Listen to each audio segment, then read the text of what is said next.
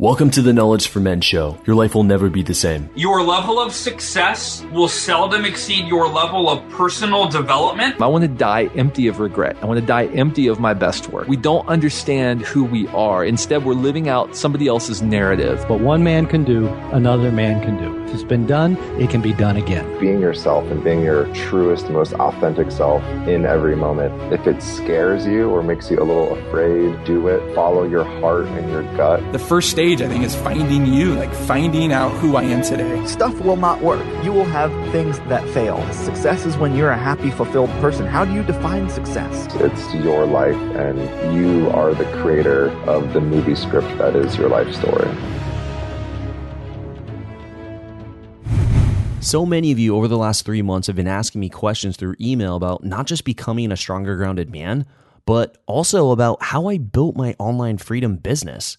You see, I used to be broke, sleeping on my brother's couch with only $15 to my name, to now having a top-ranked men's podcast on iTunes. I'm a 3-time Amazon best-selling author. I sell out events where men come from around the world to attend my powerful trainings, and I'm working with amazing clients one-on-one. I share exactly what I would do if I was going to start over in this free training on becoming an influencer at kfminfluence.com. Again, that's kfminfluence.com. This will get you in the game, save you thousands of dollars and hundreds of hours of trying to figure all of this out on your own. This is the stuff people charge for, but I'm giving it to you for free at kfminfluence.com. All right, guys, welcome to the show. I'm here with Dr. Corey Lewis, the author of The Art of Becoming. What Lewis says is in order to become the man he was meant to be, Lewis practices a technique called quantum leaping that actually sends you forward in time to meet and learn from your future self. I'm really interested in this. Dr. Corey Lewis, welcome to the show. Thanks a lot for having me, Andrew. It's a great pleasure to be here and speak with your audience. All right. Sounds good. And let's dive in now with a favorite success quote or some sort of saying that you've lived by that's helped you on your journey. You bet, Andrew. I start each chapter of the book actually with a quote from a different expert or author. I think it's a wonderful way to crystallize information. So chapter 1 starts with a quote from Max De Pree. He's author of Leadership is an Art, and he is the founder of the Max De Pree Leadership Center. And he wrote, "We cannot become what we need to be by remaining what we are." Yeah, letting that sink in. And what does that mean to you? And how does that apply to your journey? Well, it seems pretty simple and straightforward, but I find it holds very powerful wisdom for people. I know so many men that feel unfulfilled and like they're not living the life of their purpose, like there's more they were destined to be that they've always dreamed of becoming, but they don't achieve those dreams. They don't ever become that person because they're too locked into their present and their past. They're too locked into the story of who they are now, and it's limiting their beliefs and who they can be in the future, who they can become. And it takes change. If we want to be something more than we are now, we have to learn to change ourselves, and we have to learn to detach from who we used to think we are. Why change if the present isn't all that bad? I can understand if someone's in a state of crisis, if there's a situation going on where this man needs to change, but when things are actually okay, why change? Well, I'll answer that with another quote from a favorite author and a fellow martial artist of mine, Bruce Lee, said, "There are no limits, only plateaus, and you must push beyond them." And so, I know many people in their 30s and their 40s, life's okay. They've got a job, they are fairly secure, but life isn't excellent. It isn't outstanding. It seems to have plateaued off. They're no longer on that leading edge, that pushing edge where they're thrilled by life, where they're growing and being challenged. And if we really want to live on that leading edge where life is exciting and thrilling for us, we need to be constantly pushing ourselves to change, to find a new dream, a new goal, a new thing we want to be, do, or have. And we're most alive when we're caught up in that striving. When we're thriving through striving. And so it's not enough to just accept the plateau and the mediocrity of life. If we truly want to be fulfilled, we have to push ourselves through those plateaus, even push ourselves through some comfortability, make ourselves a little uncomfortable in order to grow, change.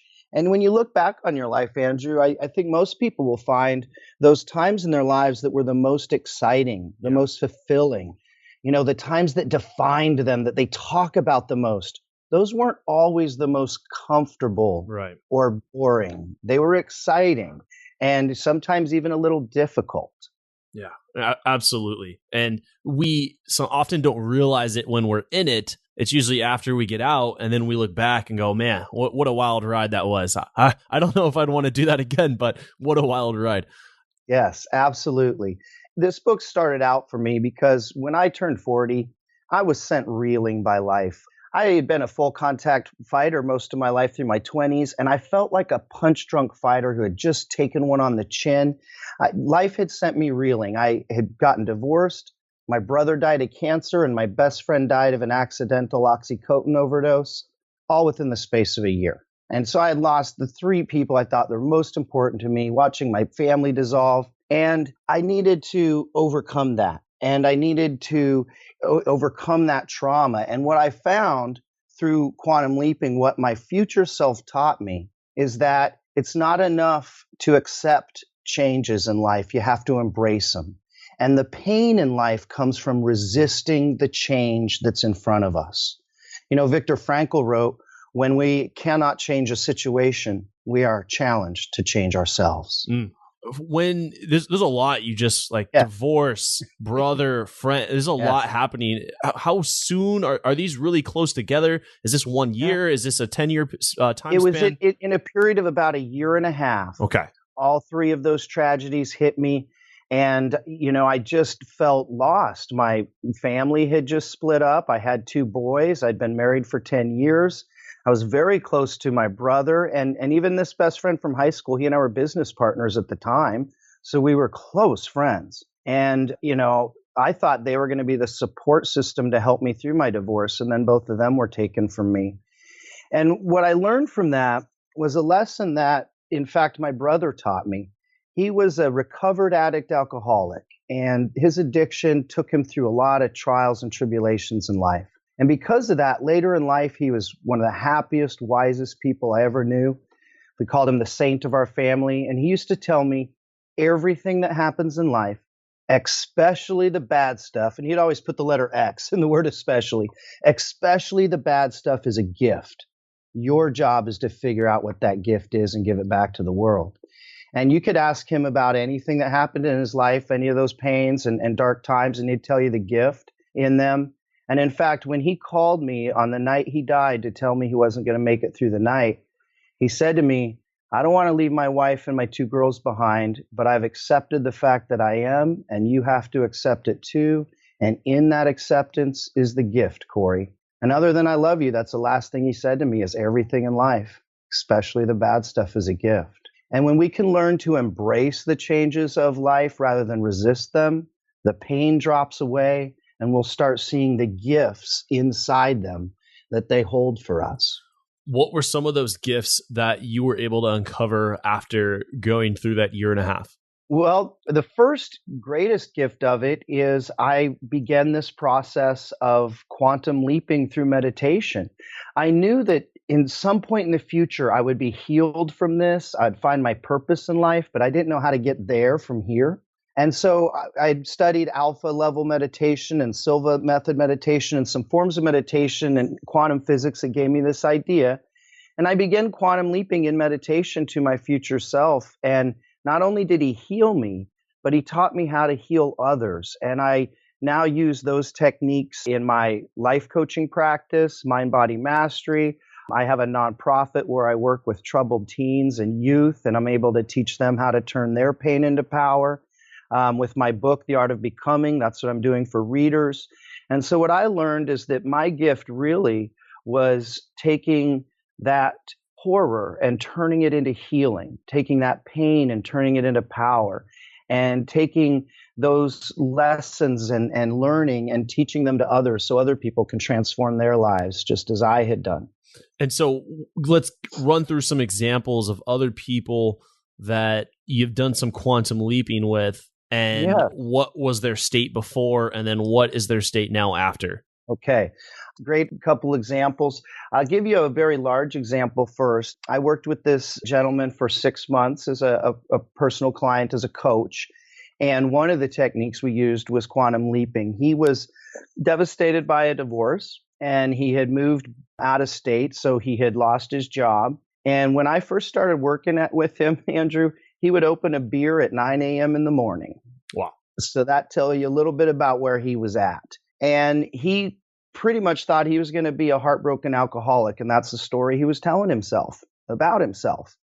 And I began leaping him forward to show him alternate realities. What would happen if he kept going down that road?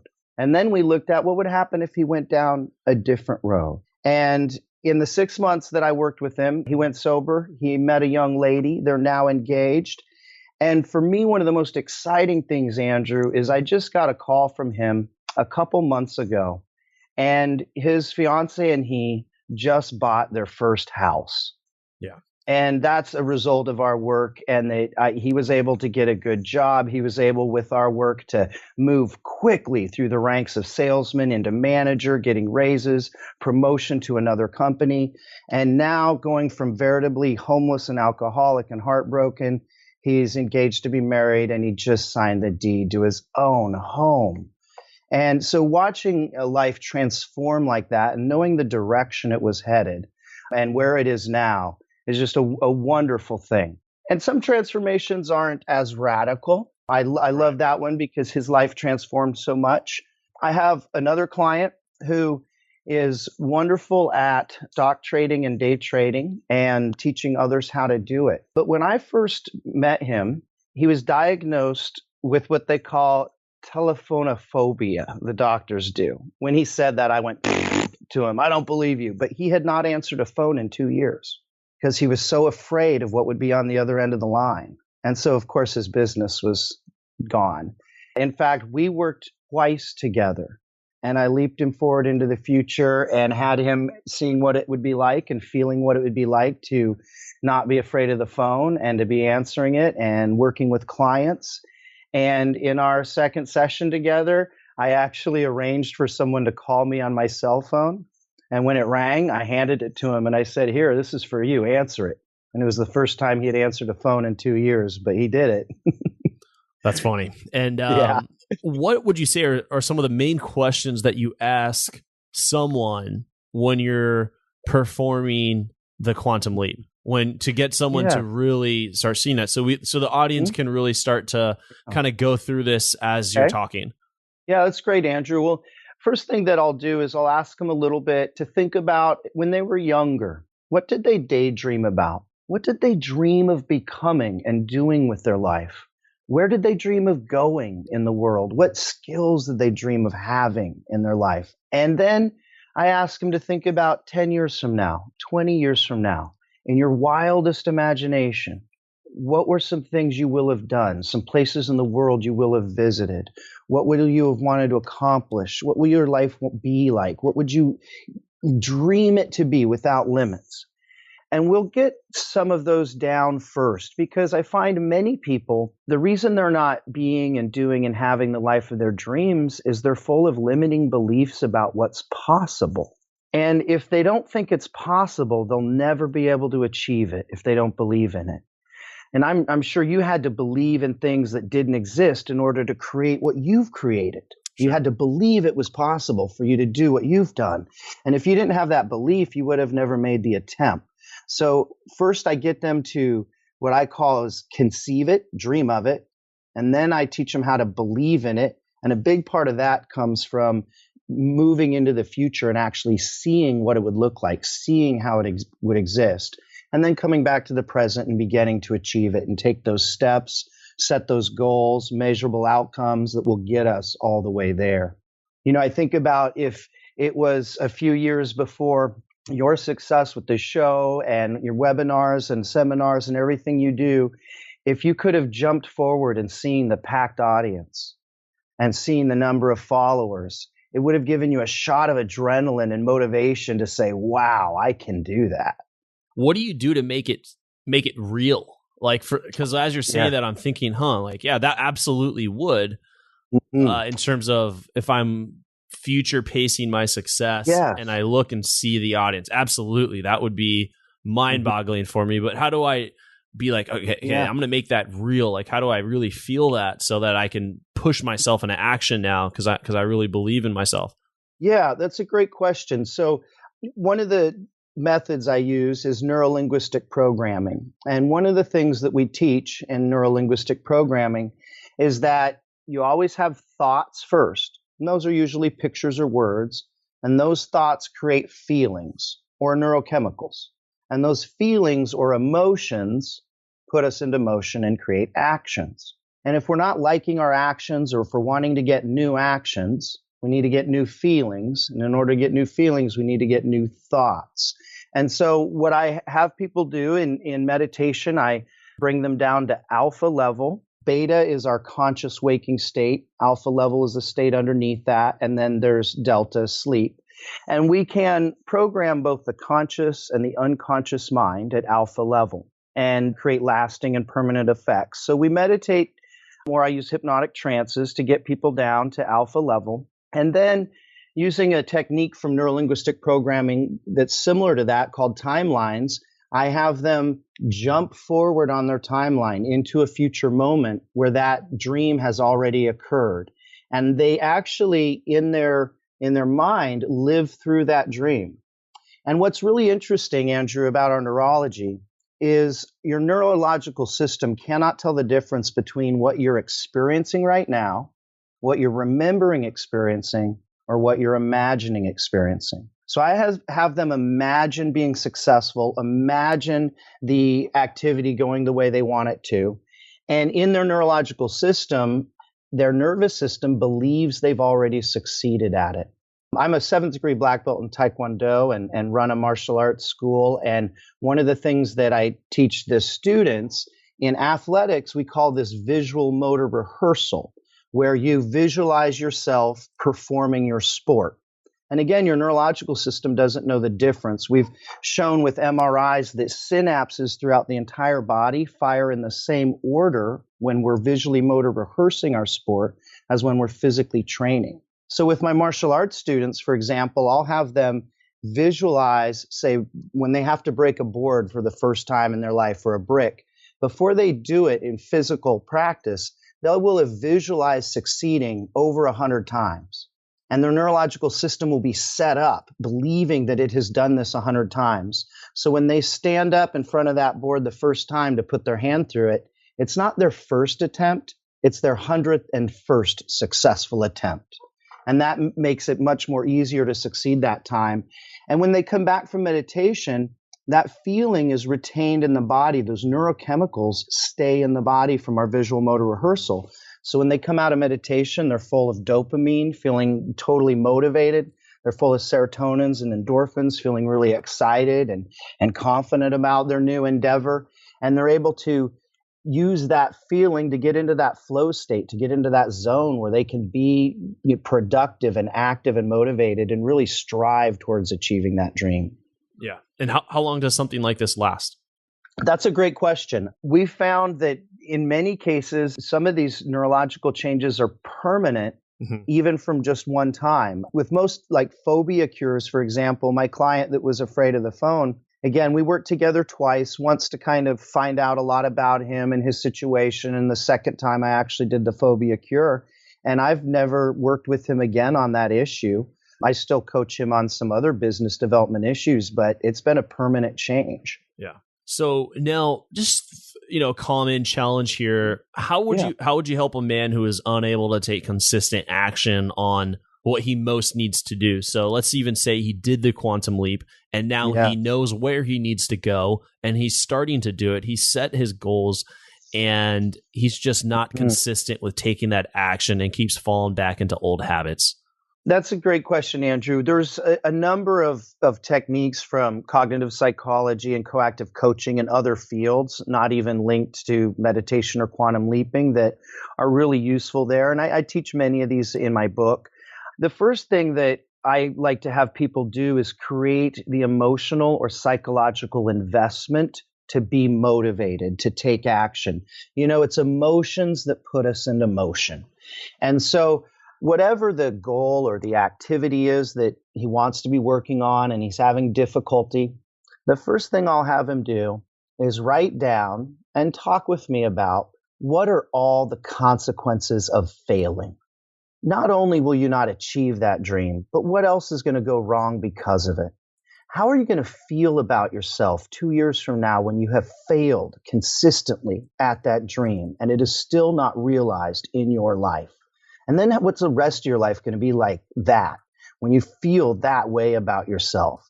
And I'll get them to really see and feel the deep consequences of failure. And then I'll ask them to write about and talk to me about what are all the advantages of succeeding? What's going to be better in your life because you've succeeded? And not only will they talk about having that dream or that accomplishment, but how different they feel about themselves, how they feel confident. They feel that they have the capacity and the potential to do great things, and they believe in themselves, and how different that makes the rest of their life. So first, just those two simple questions will help us create the emotion to get into motion or stay in motion. Another thing that I lead clients through is various forms of goal planning and creating actionable steps and measurable outcomes. And these are important for breaking giant dreams and big goals down into smaller steps that we can take one at a time, one this week, one today, one tomorrow. There's a story about Lao Tzu, the author of the Tao Te Ching, an old man who had crossed China many times on foot. And somebody asked him, you've walked all over this country. How do you do it, old man? And he said, it's simple. You just put one foot in front of the other. One foot in front of the other, you go up a mountain. One foot in front of the other, you go down a mountain. It's always one foot in front of the other. And so teaching clients how to have these great big dreams and then break them down into actionable steps. So, maybe my dream is to finish this book I'm writing by the end of the year. Okay, well, how many pages do I need to write to finish it? And how many weeks do I have left till the end of the year? I now know how many pages I have to write each week. I now know how many pages I have to write each day. I now know that in the next hour, I just need to write 4 pages. And when we look at things like that, it's easier to write 4 pages right now in the next hour than 340. So one of the things I do is teach people how to break these giant dreams down into achievable steps. Yeah. Really breaking it down. Sometimes we look at a goal and we think, oh my gosh, I have to go all the way over there, when today we can really just take that first step and make something happen here. And that's exactly right. I'm huge on momentum, really just taking that first step, start getting results, and you have proof that you can achieve it because you've done it in the past. Yes. And then you just start building momentum from there. That's great. One of the questions I like to ask people, Andrew, is, okay, here's our great big goal. Where are we now in relation to it? And what's the first step I could take? If I want to go to Greece, can I just update my passport? There's the first step, right? Or save a little money this week. So I think that's a really great way to get people started. It takes a lot more power or energy to move a car from 0 to 10 miles an hour than from 50 to 60 miles an hour. They're both a 10-mile increase, but in the first part, we have to break inertia. And it's breaking people's inertia that is difficult, because their inertia is what's locked into the past. And so that's exactly right. If we can get them to take that first step, they will break inertia. And if we can get them to take the second step, they're starting to build momentum. And then it snowballs from there, and one step leads into the next. Yeah. I'm big on just action and overcoming resistance and building that momentum. Another area I'd like to touch in, like really dive into here, is what do you do with a guy who is already a high achiever? So he's not just doing good, he's not just complacent, but he's already a high achiever and he's already constantly taking action. How do you help him go from being high achieving, like kind of like from good to great type of thinking? You bet. Well, although I talked about that when I turned 40, that I was sent reeling by life with those losses, I was already a high achiever at that point. I was a national full contact Taekwondo champion. I was a Taekwondo master. I owned my own Taekwondo school. I had earned my doctorate and had earned tenure at a university of my choice. I'd already written 3 books, and by many measures of success, I was very successful. And yet, one of the things that I find, as we talked about early in the program, is if you want to live on that leading edge where you're thriving, not just surviving, it's always, in many cases, because we're growing. We're a living thing meant to grow. We're not a stagnant pond. We're moving water. We're a living thing. And what we need to do is find that next goal, that next dream, that next level of success, move on beyond this plateau. And so part of what I did and what I do with other people is I have them look at these levels of success they have and ask, what level of fulfillment am I getting out of each one? And how can I get more fulfillment or pleasure out of each one? Or is there something else I would prefer to do? And as I began asking those questions, it became clear to me I was getting a lot of fulfillment out of running my martial arts school, about a lot of the guidance and mentorship I give students there, a lot of the writing and speaking I was doing. But I wasn't fulfilled anymore as a tenured professor at the university. And so the year after I got tenured, I quit. I just walked away from the university in order to open my own life coaching practice and my speaking practice and work with this book and book tours. And, the thing is, most people thought I was crazy to leave that golden parachute of tenure. Yeah. And yes, I was very successful as a tenured professor, but it wasn't fulfilling the passion of my life anymore. It did for about 20 years, but it was not anymore. So I had to have the courage to break from my old story and the courage to create a new story that would truly fulfill me and excite me. And here's the thing about excitement. It scared me a little to leave the university. And that fear and excitement are very similar. The only difference between them, in fact, to our body is that when we're afraid, we take tiny little breaths. And when we're excited, we take huge, deep breaths. So they're a very similar thing. And I could tell that I was living on my own leading edge because I was excited about what I was doing. It was even a little bit scary. And yet I knew I would succeed because I was able to work with my future self in meditation and see that success ahead of me and know that I could get there. Yeah. Yeah. Thanks for sharing that. Other than being bored, what are some other signs that might indicate it's time for some change? It's time to make some bold moves or take on more risk. But obviously, if someone's bored, there's something going on there. But what could be some other signs that might suggest so? Yeah, boredom, I love it that you bring that about. That's something that you'll see in people in middle ages where they're starting to get bored with life. Another thing is if things are feeling familiar, too familiar. If everything you do is easy for you, you're not challenging yourself anymore, you're teaching the same old classes or you're going to the same old work, doing the same old tasks. If it has become familiar and routine, then it's probably something that you may want to shake up or switch up a little bit.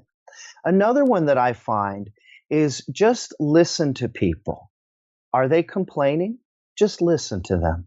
How's work? And then just be quiet. They'll tell you how work is. When I was at the university, there was this disease that seemed to infect all the faculty and students. It was this palpable sense of not having enough time or resources to get things done. And when I would meet a fellow professor in the hallway, I'd say, "How you doing?" And they'd go, "Oh God, well, it's that time of the semester." And it didn't matter if you asked them that in the beginning of the semester, the middle of the semester, or the end of the semester. They were freaked out because it was that time of the semester. Yeah. And there's a sign that this is not fulfilling you anymore. Mm-hmm. And so I think, a couple of things is look for boredom, look for things that are familiar, that you have too much of a routine. You're not challenging yourself or learning something new. Listen for complaints or complaining. And then another is, I would ask people to look at how do you get out of bed in the morning? and what's your energy level throughout the day. And if you're jumping out of bed because you're excited about that thing you're going to go do, good on you.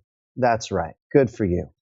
But if you're laying in bed going, oh man, 10 more minutes, just one more hour, I don't want to face the day, then it's time to make a change. Do you feel that even if you're doing the right thing, that every time you wake up, it's going to be great? No, some days you wake up sick. Some days you didn't sleep as well as others. Some days, you're more tired than others. So definitely there can be physical components. Also, our mood can change. We could have had a argument or a fight with a partner or a coworker, the day before. So yeah, there are those, life goes in waves. There are potholes and waves along the way that we have to ride out. But I think in general, the question should be, are you waking up looking forward to what you're doing? Mm-hmm. Are you having energy as you move throughout your day? Or do you find that you're plagued by fatigue? And I find, it's funny with kids, if you get a bunch of kids together, they're playing and they're all energetic. And then you try to get them to do some boring task and they'll be all tired and fatigued. And it's not their energy levels have changed. It's just the task is boring. So it's not interesting and it's not exciting and it takes their energy away. And it's the same thing for us adults. If we're not finding things that excite us, if we're just living for the moment we can get on that couch in front of the TV, then it's time to insert something else in our life to live for. Power. Very good. I'm really enjoying this. Let's now dive into the knowledge round. We're going to just carry on the conversation, but I'm just going to ask you more rapid fire questions and shorter responses from yourself. Okay. So, all right, Corey, you ready for the knowledge round? Ready, Andrew. All right. Have you ever wanted to become a highly paid online thought leader in your space? Have you ever wanted to be an author and get that book out? Have you ever wanted to speak on stage about something that you were passionate about and get paid for it? Have you ever wanted to sell courses online passively and wake up to seeing deposits made into your bank account while you were sleeping? So if you're interested in learning how to become a highly paid online thought leader and doing something similar to what I do, then you're going to love this free training I made for you where I share the exact steps I would take to build an online thought leader business if I was going to start all over. Go to kfminfluence.com to get access to this training. Again, that's kfminfluence.com. You see, people kept asking me how I built knowledge for men in a relatively short amount of time. So I created this training for you to save you time and money so that you can go out there and make a massive impact and income in the world doing what matters most to you. Go to kfminfluence.com to get this training now. Welcome to the Knowledge Round, where the guests will be asked rapid-fire questions to give the audience invaluable pieces of wisdom to help transform their lives. Starting in 3, 2, 1, showtime. First question I have for you is, what advice would you give to someone who's feeling really lost or unsure of that purpose? The first advice I would give them is that thoughts create feelings, which create actions. So to look at their thoughts and notice how many times they're questioning themselves or saying, I don't know what to do, or I don't know my purpose. And to simply change that thought. Even if you don't believe it, you can make believe first and say, I do know my purpose. I will know what I want. I will find clarity. And then I suggest they either meditate or journal about what is it they dream of without limits that they would like to do, and get as many ideas as they can down. And then later you can come back and look at those ideas and see which ones start popping out at you. Yeah. What do you think is really holding most men back from becoming stronger grounded men today? Programming from our society and our peers and our mentors and our parents about what's expected of us and what's possible for us. I see many men are meeting the lowest levels of programming. Get money, make money, share it with others, with your family, be a good law-abiding citizen, have some fun, those kinds of things. And I find many men are limited to that kind of level of social programming, and they aren't asking questions of themselves like, why was I put on this planet? What do I have to give the world? What does the world have to give me? At the end of my life, when I look back upon my 80, 100, 70 years on the planet, what will I want to have seen that I've done. So I find men are limited because they're not asking the biggest questions. They're not pushing themselves beyond the limited expectations and programming that have been put on us by our culture. Yeah, very powerful. Very powerful to really look at it from that a bigger view like that. What would you say are 3 of your most influential books that have helped you on your journey? And just short plug, your book here is The Art of Becoming. So for the audience, you can check that out. Just go to Amazon. But for yourself, what books have been an influence on you and why? Okay. Well, when I was much younger, I read a book called Illusions by Richard Bach. And in that book, Richard is flying a biplane around 1950s America and selling rides at county fairs. And he meets another guy doing the same thing who's a messiah on earth. And he teaches Richard all these things about being a messiah. And that book had such a formative influence on me about what's possible and what our purpose is and how powerful conversations can be, that it was really a model for me in many ways as I wrote this book. And I wanted to make this book a powerful conversation between myself and the reader to give them many of those ideas and insights. And then another similar book that also affected me very early on was The Way of the Peaceful Warrior by Dan Millman. And in that book, college-level gymnast meets a guru and learns all kinds of things about life. And for myself, growing up as a Olympic-level Taekwondo practitioner and competitor, I was really drawn to the athleticism in it and to the teachings in it about, again, our purpose on life, philosophy, how to approach life and get more out of it. All right. Really good books. And now this next one is more of a scenario here for you, Corey. Imagine you had 60 seconds with your 25-year-old self. If you can envision where he's at personally, professionally, financially, relationships, and knowing what you now know today, what would you tell him to do? What would you tell him not to do? I would tell him to focus on his dreams and his passions and his pursuits, and to believe in them more than he believes in what others believe for him or expect for him. That he has big dreams and ideas that other people aren't going to believe in, and that's okay. They're for him to believe in, and to put his energy and his focus and his passion on those pursuits he believes in, not so much the ones that others are programming into him or expecting out of him. Yeah. Would you say that is a philosophy on life that you have, or what is? Yes. Yeah. In many cases, I've done much of that growing up, but there are times when we start getting railroaded in one direction or another. We get railroaded into, I wanted to be an author, so I studied creative writing, but then they said you can't make money as an author, but you're really good with people, so let's become a teacher of writing. And so I thought, okay, I'll be a teacher of writing. But then that got in the way of me doing the writing I wanted. And so eventually I had to quit teaching writing so I could write for myself. And so sometimes we'll get railroaded in a certain direction just because we have a skill in that area. But maybe that's not the direction our life should go.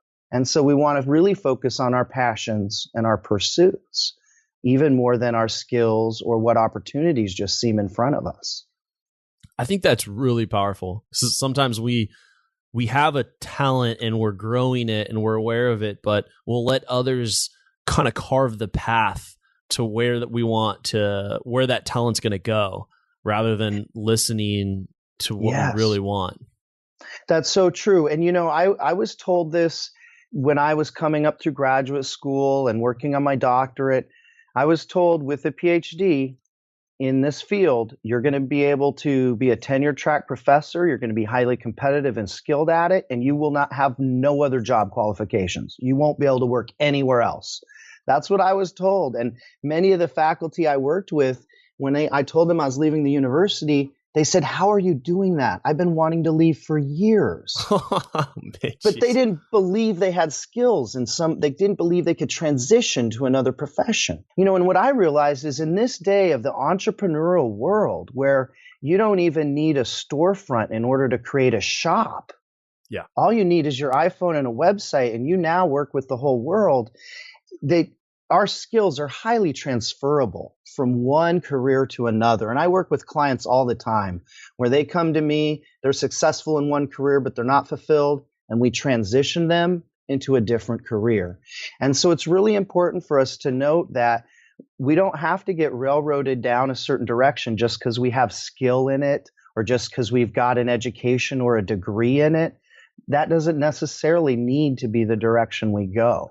Yeah, I think that's powerful. And at any age, yes, at any age, you can make that transition.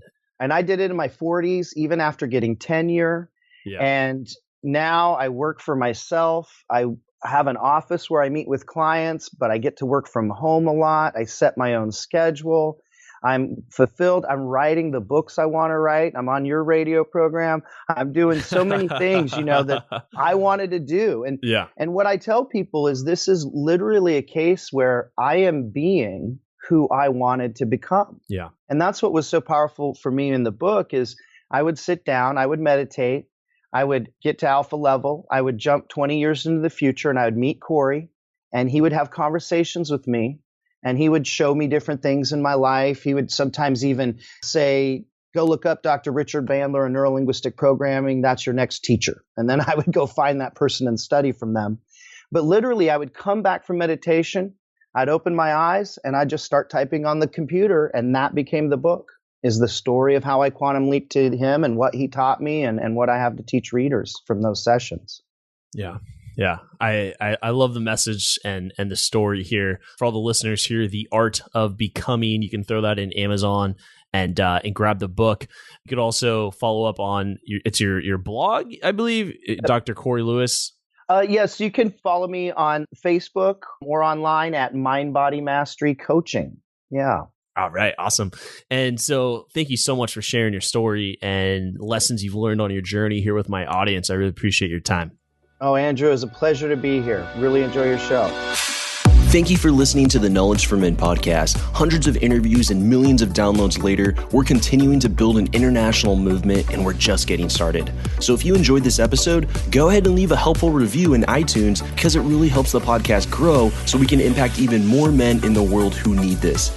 Guys, this is all about living with purpose, where every day you only do things that matter to you. You wake up, live with purpose, and take massive action towards the life you want. And always remember, love the life you have while creating the life of your dreams. Go to kfmfree.com to get a surprise bonus I've made for my listeners. Again, that's kfmfree.com for something that's changed my life, and I'm offering it to you for free. Also, check out my Amazon best-selling books that I've written for you to help you crush life at kfmauthor.com. Again, that's kfmauthor.com to see all the books I've created to help you break through in life. This is your host, Andrew Farabee, founder of KnowledgeForMen.com, and I'll see you in the next episode.